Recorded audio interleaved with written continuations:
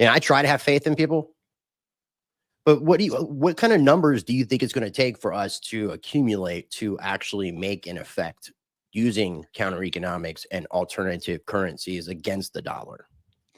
So I think it's a complicated answer, but it was I was at a Red Pill Expo and I listened to G. Edward Griffin, and he actually gave an interesting talk that relates to something that I've learned in startups. A book by, I believe, Jeffrey Moore called "Crossing the Chasm," and this idea is you have basically 1% who are innovators, who then influence 3% who are the early adopters, and then that 3% then influences the 15%, which are the early majority. And that's actually how we won the Revolutionary War. We didn't win the Revolutionary War with a majority of the people. And the sequence of this isn't, you don't start with 15%. You go in a very sequenced way. You have to get that 1% first. You get the hardcore innovators.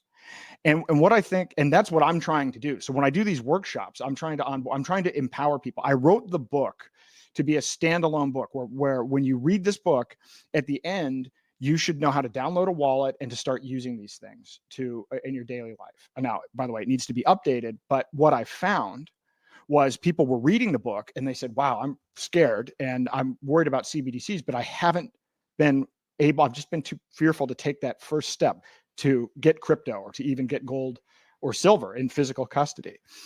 And so that's why I do the workshops, so that people walk out of the workshop with a wallet and they actually have crypto in it. And then they actually have a gold back. And then they have a game plan. And now they're part of a community of people that can share information. And now this is our 1%. This is how we're building that 1%. So, I mean, the short answer is the way that we do it is we get the 1% first, and then we get the 1% to get the 3%.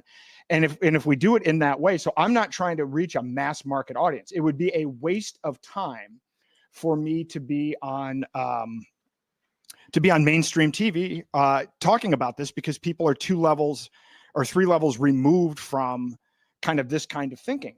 But they'll follow along when the time is right and there are enough early adopters where they can actually look to something. So I think that's what we need to do strategically. So right now it's that 1%. The problem is that we've been scattered into 20,000 parts.